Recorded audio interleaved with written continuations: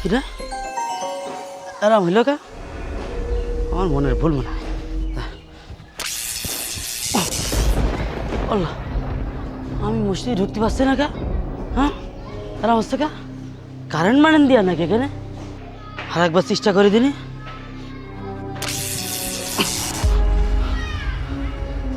আমার সাথে আবার আরাম আছে, বুঝতে পারছি না। হ্যাঁ, এই লোক চলে যাচ্ছে, এই লোকের তো কিছু আসছে না। ও ভাই, ও ভাই শোনেন। জি ভাই বলেন। একটু দেখেছেন? শোনেন ভাই, ভাই আমি না মসজিদে উঠতে পারছি না। আরে ভাই কি বলেন, মসজিদে উঠতে পারছেন না মানে? আমি এই যে উঠতে পারছি। আসেন ভাই আসেন। দেখলেন ভাই? কি হচ্ছে সব? ভাই আমি আপনার এটাই বোঝাতে চাচ্ছিলাম, আমি আর উঠতে গেলেই কারেন্ট শর্ট লাগছে। আমার মনে হয় আপনি অনেক বড় পাপে লিপ্ত আছেন, না হলে আপনি মসজিদের মধ্যে ঢুকতে পারবেন না কেন? আপনি কি কালো জাদু টাদু করেন নাকি? না না ভাই, আমি তো কোনো বড় পাপ করিনি, আর কোনো কালো জাদুটা তো কিচ্ছু করিনি। আরো আরো বলুন তো, আমি তো মানুষের উপকার করি। ওই যে ইমাম সাহেব আসছে। ইমাম সাহেব, জি বলুন। আমি মসজিদের ভিতরে যেতে পারছি না। মসজিদের ভিতরে যেতে গেলেই কিরম যেন কারেন্ট শর্ট লাগছে। কারেন্ট শর্ট লেগে আমি পড়ে যাচ্ছি। এদিকে এবার নামাজের সময় হয়ে যাচ্ছে। কি সব আজব কথা বলেন? এটা কিভাবে সম্ভব? আমার ইমামতির জীবনে কখনোই তো এমন কথা শুনিনি।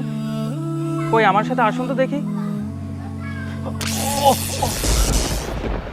আরে সত্যি তো, এটা আপনার সাথে কি হচ্ছে? আচ্ছা, আপনি যখন ঝটকা খাচ্ছেন তখন আপনি কিছু দেখতে বা শুনতে পাচ্ছেন?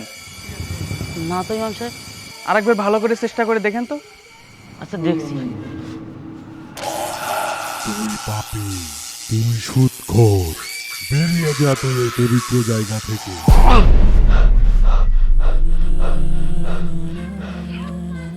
কিছু কি শুনতে পেলেন?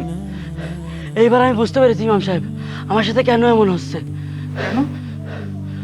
তাহলে শোনেন, আমার লাভের কথাটা মনে রাখিস। ভাই ভাই রাখতো, তোর সাথে পরে কথা করছি। কি হয়েছে রিমন?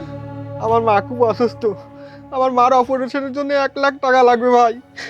আপনি যে করে হোক আমার 1 লক্ষ টাকা দেন, আমি 2 মাসের মধ্যে আপনার টাকা শোধ করে দেবো।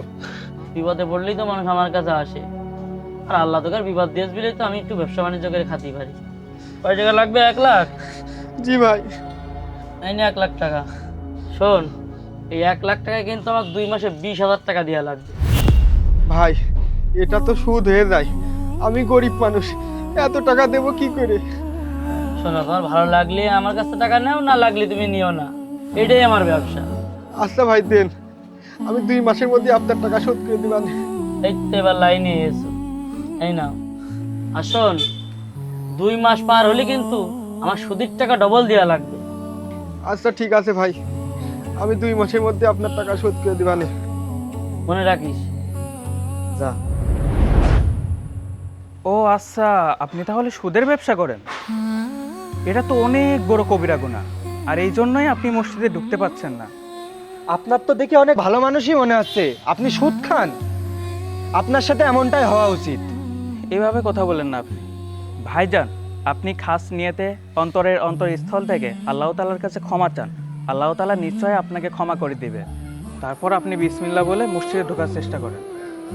ঠিক আছে।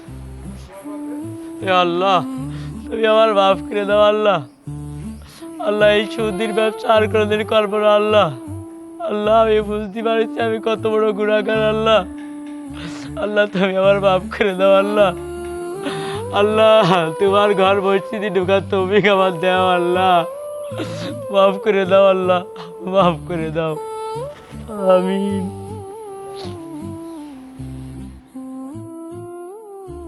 বিসমিল্লাহ।